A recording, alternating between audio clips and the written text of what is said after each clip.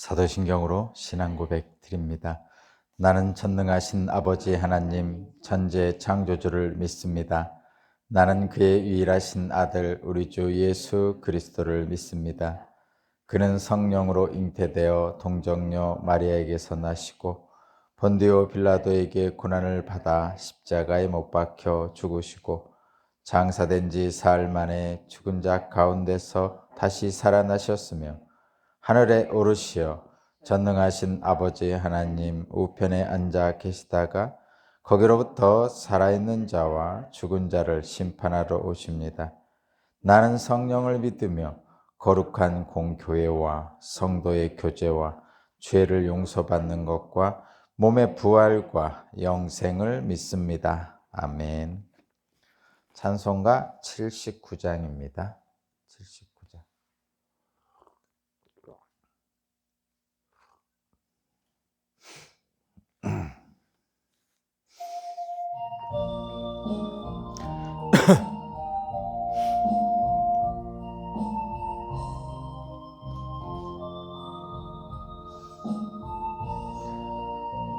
주 하나님 지으신 모든 세계 내 마음속에 그리어볼 때 하늘의 별 울려 퍼지는 내성 주님의 권능 우주에 찾는 주님의 높고 위대하심을 내 영혼이 찬양하네. 주님의 높고 위대하심을 내 영혼이 찬양하네. 숲속이나 험한 산 골짜기에서 지저귀는 저 새소리들과 고요하게 흐르는 시냇물은 주님의 솜씨 노래하도다. 주님의 높고 위대하심은 내 영혼이 찬양하네. 주님의 높고 위대하심을 내 영혼이 찬양하네.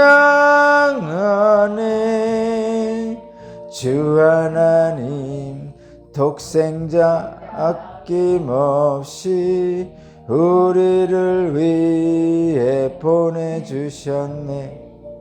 십자가에 피 흘려 죽으신 주 내 모든 죄를 대속하셨네. 주님의 높고 위대하심을 내 영혼이 찬양하네. 주님의 높고 위대하심을 내 영혼이 찬양하네. 내 주 예수 세상에 다시 올 때 저 천국으로 날 인도하리. 나 겸손히 엎드려 경배하며 영원히 주를 찬양하리라. 주님의 높고 위대하심을 내 영혼이 찬양하네. 주님의 높고 위대하심을 내 영혼이 찬양하네.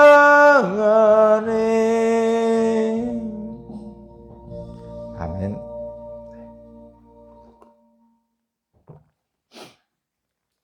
오늘 신 하나님 말씀은 욥기 34장 1절에서 20절입니다. 욥기 34장 1절에서 20절입니다.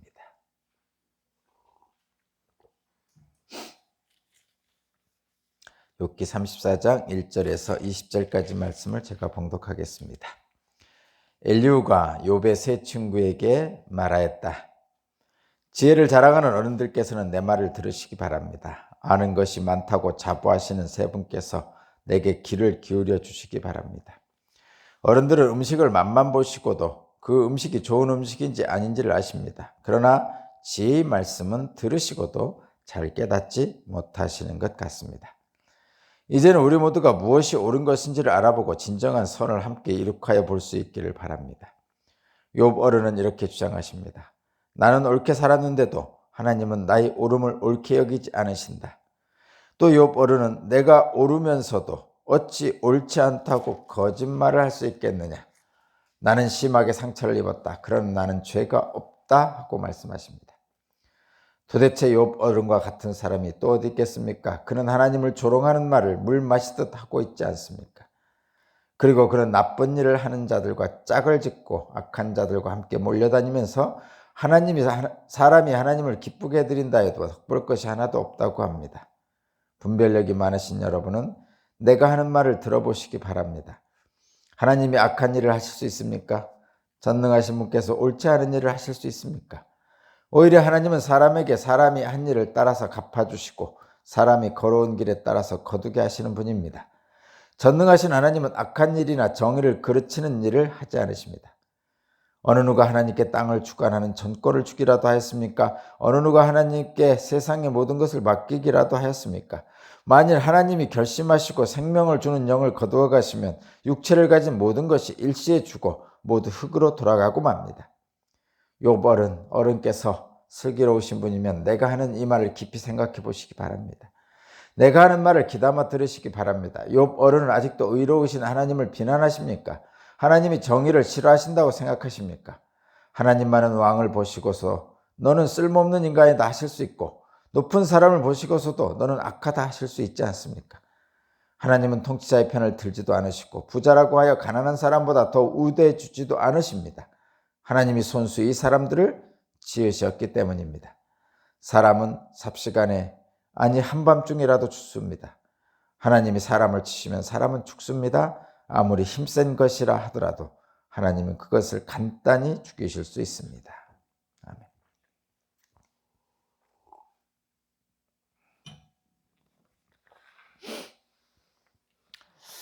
오늘 본문의 말씀은 성령의 탄식입니다. 성령의 탄식. 교만한 인간을 보시면 보는 하나님은 성령님은 탄식하죠. 교만한 인간의 교만을 미워하시기 때문에 그렇습니다. 내가 교만하면 내 안에 있는 성령께서 탄식하신 거죠. 어제 길게 말씀드렸죠. 교만이 어떤 것인지. 타락한 인간은 자신이 모든 것을 다 알고 판단하고 결정할 수 있다고 생각합니다. 그것을 교만이라고 하죠. 그래서 교만한 자는 하나님 앞에 겸손하지 않습니다. 교만한 자는 하나님을 멸시합니다. 그래서 자신이 지혜 있고 능력 있다고 생각하고 자신의 판단과 생각으로 다른 사람을 정죄하고 그렇게 합니다. 근데 그것은 본질적으로 안 된다고 그랬죠. 인간은 스스로 자기 자신을 구원할 수 있는 능력이 없습니다. 스스로 자기 자신을 구원할 수 있는 능력이 없습니다. 고대로부터 인간의 역사 속에서도 들여다보면 매 순간, 그러니까 아주 고대에도 자신이 최고 똑똑한 줄 알았어요.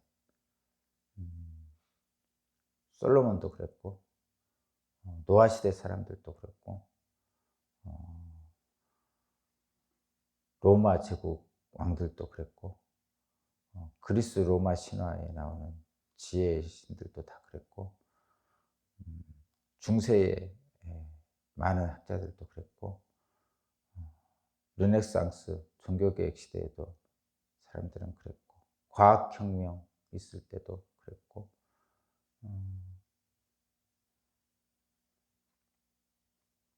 20세기 초에 철학자들도 그랬고 그랬습니다. 그런데 역사를 온전하게 들여다본 역사학자들에 의하면, 또는 사람들의 지혜의 그 결정체들을 늘 들여다보면 인간은 늘 불안했고 늘 불안전했고 지금도 그렇습니다. 현대에 들어서 모더니즘을 지난 후기 모더니즘이라고 하는데, 후기 산업사회, 요즘을 이제 21세기라고 그러잖아요. 불확실성의 시대라고 그럽니다. 옛날에는 계몽주의 시대에는 인간이 모든 지식을, 모든 데이터를 다 가지면 새로운 세상, 더 좋은 세상을 만들 수 있을 것이라고 생각했던 때가 있어요. 그때가 이제 과학혁명, 그다음에 르네상스, 이런 때입니다. 그래서 계몽주의 사상이라고 해서 모든 인간은 더 좋은 세상을 만들 수 있다고, 그 이성, 인간의 이성을 확신하던 때가 있었습니다. 근데 점점 지나면서 그것이 다 깨졌죠. 깨진 이유는 거기서부터 깨졌어요. 세계 1차 대전, 2차 대전. 그 똑똑한 인간들이 무모한 전쟁을 벌여서 그 수없이 많은 사람들이 죽어나가는 거죠. 그것을 보면서 인간의 이성을 신뢰하지 못하게 됐어요. 인간의 이성은 신뢰를 까졌습니다. 거기에서 또 하나는 세계 1차 대전, 2차 대전을 지내면서 하나님이 살아계시면 이럴 수 없어 라는 생각도 갖게 되죠. 그래서 20세기 후반에 들어오면서 2차 대전 지나면서 사람들은 많은 각성을 하게 되고,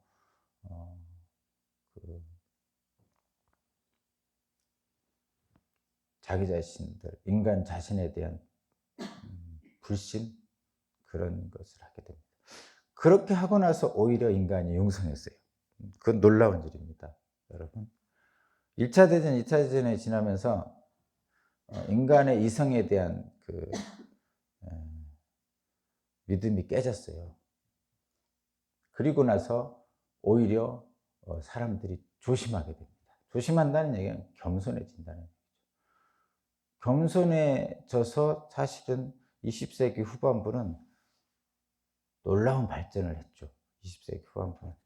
보면 40년대 그 세계대전, 2차 대전 일어나고 나서, 물론 뭐 국지적인 전쟁은 있었죠.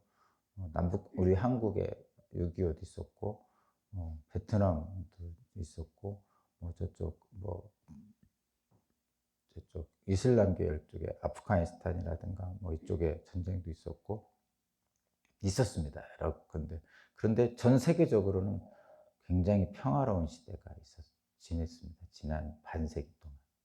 그러니까 50년 이후에 60년, 70년대, 80년대, 90년대 굉장한 그 호황기를 누렸어요. 전 세계가 다 하나가 돼서 잘 사는 대로 매진을 했습니다. 실제로. 물론 종교적인 문제도 있었고, 지역 간의 그 문제도 있었고, 이런 거 있었어요. 9.11 테러도 있었고, 이런 것도 있었죠, 실제로는. 그렇지만 그런 것들은 아주 그 지역적인 거였죠. 전 세계적인 고통을 받는 때는 아니었다. 그래서 20세기 후반부, 여러분들이 살아왔던 시대는 우리는 나름대로 어렵다고 그렇게 했지만 그 지구 전체로 보면 굉장히 편안한, 융성한 시대였습니다. 실제로 그렇습니다. 전 역사를 보면 2000년 동안의 역사를 본다든가 이렇게 보면 그렇습니다. 물질 문명이 굉장히 많이 발전하고 그렇게 했죠. 그런데 이제 2000년 들어오면서 이제 사람들이 불확실성, 그 겸손하던 것이 사라지기 시작했어요. 그러니까 1, 2차 대전을 거치면서 인간의 이성을 의해서 모든 것을 해결할 수 있다는 것이 깨지고 나서 20세기 초에 깨지고 나서 겸손해졌는데 인간 스스로를 지나치게 신뢰하지 않고 겸손하게 해서 겸손했더니 오히려 융성을 했는데 이게 융성을 많이 하다 보니까 또 겸손을 잊어버립니다. 그래서 교만해지기 시작했어요. 교만해서 어떻게 했어요? 뭐 소위 말해서 우리들이 지금 겪고 있는 기후 변화, 기후 위기, 뭐 코로나19 이런 것들도 다 인간의 그 겸손하지 못함에서부터 시작된 거죠. 지나친 소비, 지나친 화석연료에 대한 소비, 그 다른 동식물에 대한 배려 없이 인간의 그 인간만을 위한 일들. 그래서 이렇게 많은 사람들이 지적을 하잖아요. 인간이 고기를 많이 먹잖아요. 특히 소고기를 제일 많이 먹는데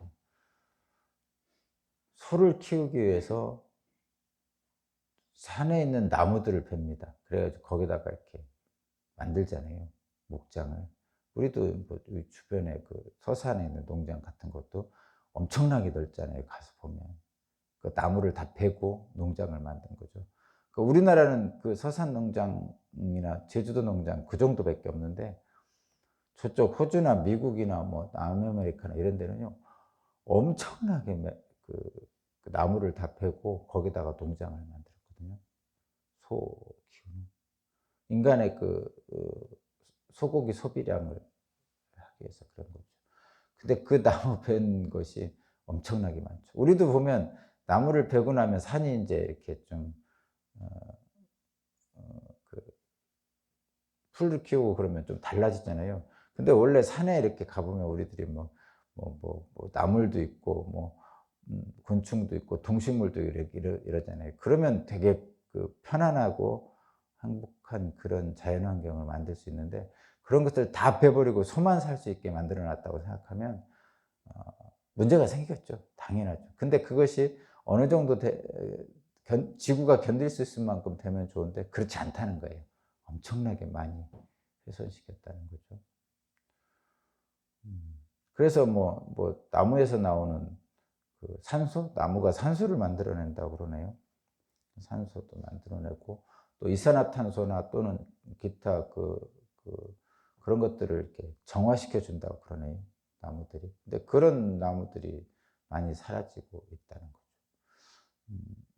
지구상의 최고 밀림지대, 지구의 산소를 20%인가 공급한다는 그 아마존이라는 지역이 있는데 아마존 강 주변이 있는데 거기도 브라질이라는 나라가 자기들의 땅 속에 있는 아마존 강을 개발해가지고 그러니까 예전에 우리도 그런 거 있었잖아요. 화전처럼 개발했잖아요. 불을 내가지고 그 탄 재들이 이제 거름이 돼서 산에서 이제 이렇게 화전을 일구고 사는 경우가 있었잖아요. 아마존도 마찬가지래요.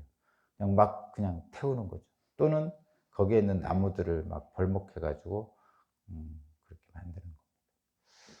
그렇게 하니까 거의 살림이 많이 없어졌다고 그러더라고요. 지금 우리가 겪는 기후위기의 많은 원인들이 그런 인간의 오만 때문에 생긴 거죠. 화석연료라는 건 땅속에서 석탄, 석유를 꺼내가지고 그것을 태우는 거죠. 이제 우리가 전기를 쓴다든가 이런 게 다 거기서 나오는 거죠. 대천 화력발전소, 석탄 발전소죠. 우리들이 쓰는 자동차 이런 거 다 기름으로 나가는 거죠. 땅속에 있는 기름 여러분도 아시겠지만 정말 엄청나잖아요. 우리 마당에 시멘트 깔았잖아요. 근데 시멘트가 그 석유에서 나온 거죠. 근데 그 석유 깔 때 보면 냄새 엄청나죠. 인간이 견딜 수가 없는 냄새가 나잖아요. 시멘트는 석유의 맨 마지막 찌꺼기를 재활용한 거예요. 근데 어쨌든 인간에게 견딜 수 없는 그 화학적 성분에 의해서 숨 쉴 수 없게 만들죠. 사실은 좋은 건 아니죠. 근데 그런 것들을 지나치게 쓰는 거죠. 그래서 이 지구가 견딜 수 없는 자연 정화작용이 있잖아요. 우리가 먹은 음식물이나 또는 옛날에는 소변이나 똥을 우리 퇴비 만들어서 갖다 붓잖아요. 그러면 그것이 거기서 퇴비가 돼 가지고 나중에 이제 밭으로 이렇게 들어가는데, 그거는 이제 자연적으로 순환적 정도고, 거기에 퇴비 속에 뭐 지나치게 많이 막 갖다 부으면 안 되잖아요. 그죠? 적절한 수준이 있잖아요. 한 가족이 예 퇴비를 만들 수 있는 수준 정도 돼서 다시 돌아오고 또 썩히고 또 쓰고 뭐 이 정도 되면 순환되는 건데, 지나치게 많은 인간의 그 오물이 퇴비를 만들어 버리면 퇴비가 제대로 만들어지지 못하죠. 그런 것처럼 인간이 지나치게 쓰는 거죠. 석탄, 석유를 쓰고 벌목을 해서 소고기를 지나치게 소비하고 뭐 이런 것들을 하는 거죠. 그래서 인제 그런 것을 안 하려고 어떻게 하죠? 인간이 머리를 써 가지고 하는 것들이 많이 있잖아요. 돼지 사육하고, 소는 그렇게 하는지 모르겠지만 돼지 사육하고 닭고기 사육하고 이런 거 여러분 가 보셨나요? 대부분 다 아시죠? 돼지 조그만 움직이지도 못하는 그 속에다가 일생 동안 살게 하죠. 닭도 마찬가지죠. 뭐 산란계 닭은 당연히 마찬가지고, 육계 닭들도 진짜 인간의 최대한의 효율성을 내기 위해서 인간의 머리를 써 가지고 그렇게 만듭니다. 가 보면 우리들이 어렸을 때 본 닭들은 마당을 뛰어다니면서 모이를 쪼아 먹고 병아리 쫑쫑쫑 따라다니고 이런 모습이 아닙니다. 돼지도 마찬가지죠. 우리 어렸을 때는 돼지우리에서 살기도 하고 돼지 몰고 나가기도 하고 막 이렇게 했었는데, 요즘은 돼지 그렇게 해서 만들지 않습니다. 공장처럼 만들어 나오죠. 뭐 솔직히 옛날에 닭들, 그래서 우리는 토종닭을 좋아하잖아요. 뭐 어디서 뭐 판다고 그러면. 토종닭은 이렇게 놓아서 먹이잖아요. 그래서 이렇게 어디 그물을 딱 쳐 놓고 그 안에서 마음껏 뛰어놀고 뭐 그런 고기들이 더 맛있죠. 근데 인간의 욕구를 충족시키기 위해서 그렇게 합니다. 그것이 사실은 처음에는 인간에게 굉장한 유익을 줬어요. 왜냐하면 닭고기 싸게 많이 먹을 수 있죠. 계란도 싸게 많이 먹을 수 있죠. 소고기도 싸게 많이 먹을 수 있고 돼지고기도 싸게 많이 먹을 수 있는데, 나중에 보니까 그것이 우리에게 다시 되돌려 주는 손해들이 많더라, 이런 얘기입니다. 그래서 요즘 그렇게 하지 말자고 막 주장하는 사람들이 되게 많이 있습니다. 근데 옛날에는 우리 어렸을 때만 해도 인구가 지금보다 절반도 안 됐어요. 지금 76억이래요. 근데 우리 어렸을 때는 이 지구상 인구가 지금보다 절반도 안 됐단 말이에요, 실제로. 그래서 먹을 게 그렇게 많이 필요하지 않았어요. 이 지구가 감당할 수 있는 수준이 됐나 봐요. 근데 이제는 지구가 감당할 수 있는 수준을 넘어서는 것 같아요. 점점 더 76억, 77억 인구가 그렇게 된다면. 뭐 코로나로 전 세계 인구가 뭐 200만 명이 죽었다니 300만 명이 죽었다는데 아무것도 아니죠. 1년에 늘어나는 인구에 비하면. 우리나라는 인구가 줄고 있다는데 어디서 인구가 늘어납니까?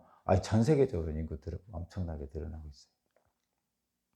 그런 건데, 어쨌든 인간이 지나친 자기 중심적인 사고를 하다 보니까, 생각을 하다 보니까 주변에 있는 동식물이나 자연환경들을 다 인간을 위해서 이렇게 개조를 하고 만들어내는 거예요. 그러다 보니까 오히려 주변에 있는 것들이 다 남아나지는 않습니다. 사실 우리 시골에서도 농사 짓는 거 보면 뭐 농업기술센터 뭐 이런 데서 진짜 좋은 기술을 전수해 주잖아요. 근데 그 기술이 목적이 딱 하나잖아요. 적은 투입과 많은 산출. 적은 투입과 많은 산출이 목적이잖아요. 그래서 가만히 보면 뭐 하우스도 그렇고 과수원도 그렇고 뭐 할 때 보면 기술이 엄청나게 발전했죠. 효율적으로 적은 땅에서 많은 것을 생산해야 됩니다. 근데 그 식물들에겐 좋을까요? 사과나무에겐 좋을까요? 배나무에겐 좋을까요? 원래 그 하우스에서 자라는 식물들에겐 좋을까요? 아니죠. 자연스럽게 자라는 것들이 아니에요, 지금 실제로는. 그럼 그렇게 안 할 수 없었죠. 안 할 수 없습니다. 솔직히 그 농부들이야 뭐 그냥 열심히 일할 뿐이죠. 근데 전체적으로 봐서는, 인류 전체로 봐서는 그 모든 과정이 자연스럽지 않죠. 하나님은 이 세상을 자연스럽게 만드셨어요. 자연스럽게. 그러니까 순환 구조가 봄, 여름, 가을, 겨울. 봄이 오면 다음은 여름이 오고, 다음은 가을이 오고, 가을 지나면 겨울이 오고, 이렇게 그냥 자연스럽게 순환하는 과정으로 만들었습니다. 자연도 순환하죠. 수증기가 하늘로 올라가서 비로 떨어지고 다시 또 수증기로 올라가고 뭐 이렇게 하잖아요. 그런 것처럼 그런 것을 하나님이 만든 자연이라고 그러고 자연스럽다 그럽니다. 그래서 사람이 나이 들고 병들고 늙고 죽는 것은 자연스러운 거죠. 그리고 하나님께로부터 왔으니까 다시 하나님께로 가는 것, 그것이 자연스러운 거예요. 근데 그 자연스러운 것을 인간이 인위적으로 바꿔놓고 있는 것이 요즘 세상입니다. 오늘.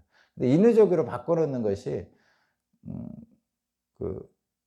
이 지구가 견딜 만큼 해야 되는데, 세상이, 하나님이 만든 세상이 견딜 만큼 해야 되는데 그렇지 않다는 거죠. 그렇지 않다는 거예요. 그래서 지구가 몸살을 앓고 있고, 기후 변화에 옛날엔 미세먼지에 마스크 썼고 이제는 코로나19로 마스크 쓰고 살아야 되는. 우리 얼마 전까지만 해도, 한 10년 15년 전까지만 해도 뭔 얘기를 하고 살았냐면, 옛날에는 길가에 흐르는 냇물도 먹었어? 이런 얘기를 했는데, 요즘은 그게 아니고 길가에 걸어 다니지도 못하는 거 아니에요. 미세먼지하고 사람들 만나지도 못하는 거 아니에요. 코로나 때. 앞으로 10년 지나면 어떻게 살아야 될지. 앞으로 10년 지나면 방독면 쓰고 다녀야 되나요? 앞으로 10년 지나면 어디는 가도 되고 어디는 가면 안 되고 뭐 이런 그 위험 지역이 설정되지 않을까요? 우리 저기 그 휴전선에 그 철책선 이렇게 져가지고 거기는 뭐 매설 지뢰도 있고 그래서 못 간다고 이렇게 표시돼 있잖아요. 그런 것처럼 예산의 어느 지역은 너무 오염되고 뭐 코로나19가 있어서 거기는 출입 금지, 또는 저쪽 다른 지역 어디 천안 어디는 출입 금지 이렇게 하고 경찰들이 지키고 그렇게 만들어 놓지 않을까 싶어요. 지금은 어디나 갈 수 있잖아요. 우리 부산이든 천안이든 서울이든. 근데 이제 10년 정도 지나면 이런 상태로 되면은 어디는 가지 마세요. 몇 세 이상 60세 이상 노인들은 도시 출입 금지입니다. 이렇게 방송에 나오지 않을까라는 생각이 들 정도로. 10년 전만 해도 지금 같이 마스크 쓰다 하는 거 상상도 못 했잖아요. 그저 흐르는 냇물도 마셨는데 이런 말 정도만 했습니다. 제가 처음 이 교회 왔을 때. 근데 이제는 함부로 다니지도 못할 정도로 세상이 되고 있죠. 앞으로 10년 되면 진짜로 우리나라 땅인데 출입 금지하는 땅이 생길지도 모르겠습니다. 그것이 인간의 교만에서 나온 거다, 이런 얘기입니다. 이 교만에 대한 얘기를 왜 하냐면, 인간이 스스로 자기 자신을 구원할 수 없음에도 불구하고 자기 자신이 모든 것을 판단하고 능력이 있다 생각해서 다른 것들을 좌지우지하려는 것, 하나님 없이, 그것을 교만이라고 하거든요. 그렇게 인간의 교만이 있으면 우리 안에 있는 성령께서 탄식을 하죠. 왜냐하면 교만은 본질적으로 다른 사람에 대한 사랑이 있질 않아요. 교만한 자는 다른 사람을 함부로 대합니다. 당연한 거죠. 왜 교만해요? 너는 내 말을 들어야 돼, 이러는 게 교만이잖아요. 그래서 너는 내 말을 듣는 이유는 뭐죠? 너는 나보다 못하기 때문에 그런 거죠. 그걸 교만이라고 그러잖아요. 너는 나보다 못하기 때문에 어떻게 함부로 대하는 거예요. 사람은 그렇죠. 그거를 교만이라고. 근데 하나님은 우리는 하나님보다 못하지만 하나님은 우리를 사랑하시죠. 차이가 있는 거죠. 그 기독교인은 나보다 못한 누군가, 소외된 자, 가난한 자를 사랑하는 거죠. 다르죠, 지금. 이게 다른 거예요. 기독교와 우리 기독교인들과 일반 사람들과는 다른 이유가 그거예요. 우리는 교만할 수가 없어요. 왜냐하면 하나님이 계시니까. 근데 하나님 없이 사는 사람들은 스스로가 모든 걸 할 수 있다고 생각하기 때문에 교만해지고 다른 사람을 멸시하죠. 근데 우리 기독교인들은 멸시하지 않습니다. 왜냐하면 하나님이 계시기 때문에 그런 거예요. 우리 안에 성령이 계시잖아요. 먼 곳에 계신 하나님이 우리 곁에 오셨고 예수님으로 다시 예수님이 부활승천하신 후에 그리스도의 영으로 우리 안에 성령을 보내주셨어요. 우리 안에 성령이 있는데 그러면 우리가 교만하면 성령이 탄식하는 거죠. 왜냐하면 하나님이 만든 자연스러운 인간의 모습이 아니라는 거죠. 그것을 교만하고 이런 것을 사탄의 하수인이 됐다 이렇게 표현하는 거예요. 자연스럽게 하나님의 뜻대로 인간이 사람답게 살면 성령이 기쁨을 느끼죠. 우리 안에서. 근데 우리가 그렇게 하지 못하면 우리 안에 성령이 탄식하게 됩니다. 그래서 성령이 탄식하느냐 안 하느냐를 어떻게 볼 수 있냐면 내가 누군가를 사랑하느냐 안 하느냐. 내 자식 뭐 이런 거 말고 그냥 가난하고 소외된 자 또는 나한테 잘 대해주지 못하는 사람도 사랑할 수 있느냐. 이것이 이제 성령이 기뻐하는 것이고 나만 생각하는 것 그럴 때는 스스로 하나님이 된 것처럼 행동하는 것은 성령이 우리 안에 있는 성령이 탄식하게 됩니다. 오늘 본문도 그렇습니다. 이게 잘 보면 하나님의 말씀을 하나님의 뜻과 하나님의 말씀을 인용을 하기도 하고 또 올바른 하나님이 말씀하시는 거, 하나님은 인간보다 뛰어나시고 뭐 이런 이야기를 하는데 그런 하나님을 얘기하면서 또 욥과 세 친구를 이렇게 책망하거든요. 근데 그 속에는 엄청난 교만이 지금 가득 차 있어요. 솔직히 이 34장 1절에서 20절 뭐 이 부분도 그렇고 앞부분도 그렇고 설교를 하면 엄청나게 좋은 설교예요. 그냥 이 내용 가지고 그냥 이런 식으로 설교문 써서 딱 설교하잖아요. 엄청나게 좋은 설교입니다. 실제로. 근데 이 안에 교만이 들어있는 것을 우리가 발견해야 돼요. 이 안에. 그러니까 언뜻 다 읽어보면요. 이거 엄청나게 좋은 설교예요. 어떻게 하나님에게 대듭니까? 욥이. 그 얘기죠. 욥 당신은 어른이라고 존경받으면서 어떻게 하나님께 대듭니까? 이렇게 얘기하고 있죠. 새 친구에게도 마찬가지예요. 아니 새 친구 당신들은 나이가 많고 존경받는 세상의 어른인데 어찌하여 욥 하나도 그렇게 제대로 욥이 잘못한 것에 대해서 제대로 대처하지 못합니까? 이렇게 하는 거죠. 실제로 그렇죠. 우리 설교문 쓸 때 악한 자들에 대한 얘기 또 그것에 대해서 잘 대처하지 못하는 우리들에 대한 얘기를 할 때 우리는 그 말을 들을 수밖에 없는 거죠. 그리고 거기다가 하나님 말씀을 섞어서 얘기하면 엄청나게 훌륭한 설교가 돼요. 설교적으로. 그런데 그 안에 교만이 들어있는 거죠.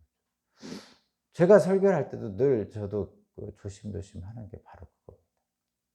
근데 지금 이 엘리후가 얘기하는 여러분 자세히 읽어보면 느껴지는데 엘리후는 스스로가 새 친구보다 또는 욥보다 훨씬 똑똑하고 자기는 진리를 알고 있다고 생각해요. 자기는 진리의 소유자라고 생각합니다. 설교자들 중에 많은 사람들도 그렇게 생각하죠. 저도 마찬가지고 단상에서 설교할 때 나만이 진리를 가지고 있어. 너희들은 이 말 꼭 들어서 행동해야 돼. 그러면서 성도들은 순종하라고 그럽니다. 그리고 목사는 순종 안 해요. 뭐 그런 것들, 그것은 교만한 거죠. 똑같죠. 듣는 성도나 사실은 설교하는 목사님이나 설교하는 설교자나 사실은 똑같은 처지입니다. 말은 설교자가 하고 목사님이 하지만 사실은 하나님이 하시는 거기 때문에 그래요. 그러면 듣는 회중이나 설교하는 목사나 사실은 같이 듣고 있는 거예요. 누구의 말을? 하나님 말씀. 그래서 둘 다 겸손하게 들어야 됩니다. 근데 단상에 설교하는 사람이기 때문에 말이 그 몸에서 나오기 때문에, 그 입에서 나오기 때문에 자기는 다른 줄 알아요. 많은 설교자들이. 근데 안 다릅니다. 회중에 앉아서 듣는 회중이나 회중석에 앉아 듣는 회중이나 단상에서 설교하는 설교자나 똑같이 하나님 말씀을 듣고 있는 거죠.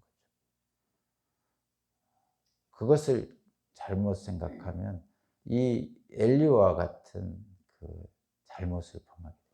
엘리야는 지금 자기 입에 진리가 있다고 생각하는 거예요. 그러면서 하나님의 그 높은 뜻, 주권자인 하나님의 높은 뜻을 가지고 지금 세 친구하고 욥을 지금 책망하고 있는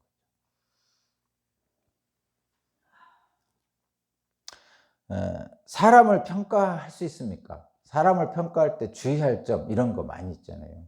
근데 사람을 평가할 때 주의할 점이 있긴 있죠. 실제로. 뭐냐면 그 사람의 처지를 잘 살펴보고 평가를 하라는 얘기죠. 그냥 세상에 있는 보편적인 잣대를 가지고 모든 사람을 평가할 수 없어요. 평가할 수 없는 거죠. 예를 들면 이런 거예요. 교회가 크면 훌륭한 목사님이고 교회가 작으면 훌륭하지 않은 목사입니다.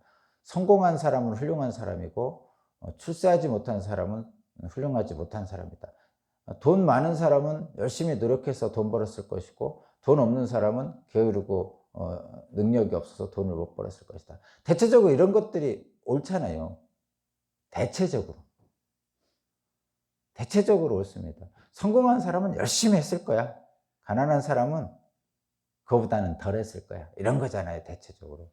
근데 안 그런 경우 많잖아요. 재벌 아들은 열심히 일 안 했어요. 그런데도 돈 많아요. 부모님이 지질이 가난해가지고 정말 아무것도 없어가지고 부모님의 그 연약한 부모님이나 할머니를 모시고 살아야 되는 이 소녀 가장은 결코 공부도 못할 기회도 없었고 돈을 벌 시간도 없었고요. 그래서 결코 그런 다른 사람들만큼 성공할 기회가 없었어요. 그래서 나중에 나이 들어서도 가난하게 살아요.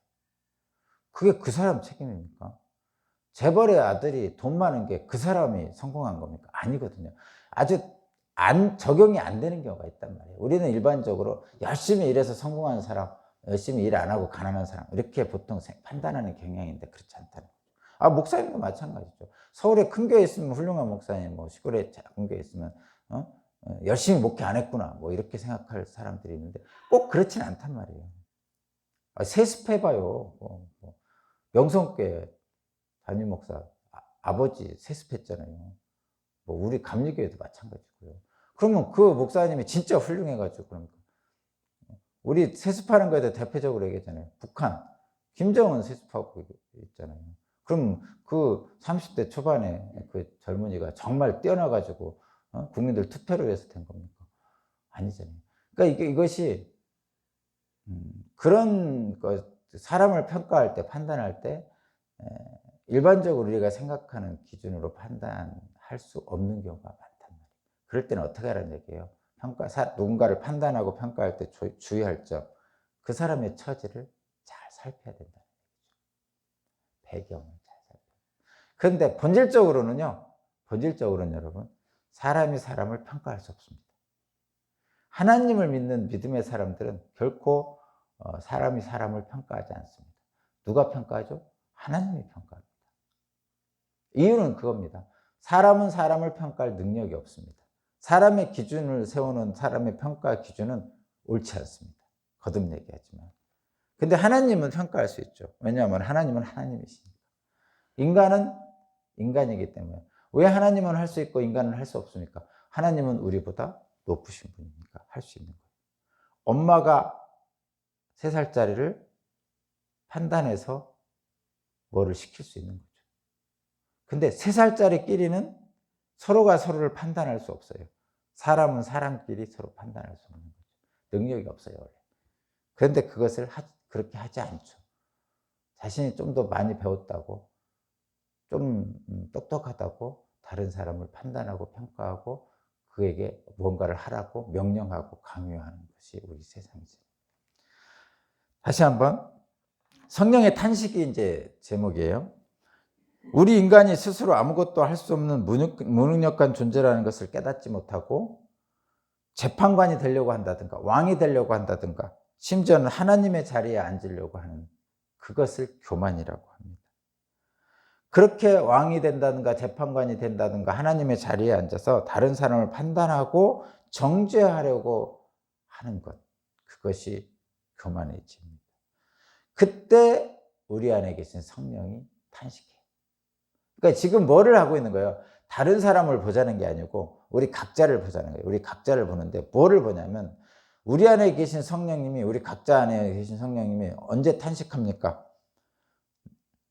내 스스로 아무것도 할 수 없는 무능력한 존재라는 것을 깨닫지 못하고 재판관이나 왕이나 하나님의 자리에 앉아서 다른 사람을 판단하고 정죄하려고 내가 할 때 내 안에 계신 성령께서 탄식하시는 거예요. 사탄은 하나님 자리에 앉으려다가 사탄이 된 거예요. 사람은 재판관과 왕의 자리 그리고 하나님 자리에 앉으려고 하면 사탄의 하수인이 되는 거죠. 누구의 간섭도 받지 않고 주체적으로 결정하고 판단하고 싶어하는 것이 우리 인간들의 소망인데 그것을 불가능한 소망입니다. 인간은 그런 능력이 없습니다. 우리가 무능력한 존재라는 걸 깨닫고 하나님의 능하신 주권적인 하나님의 주권에 복종하는 것, 순종하는 것, 그때 오히려 잘 삽니다.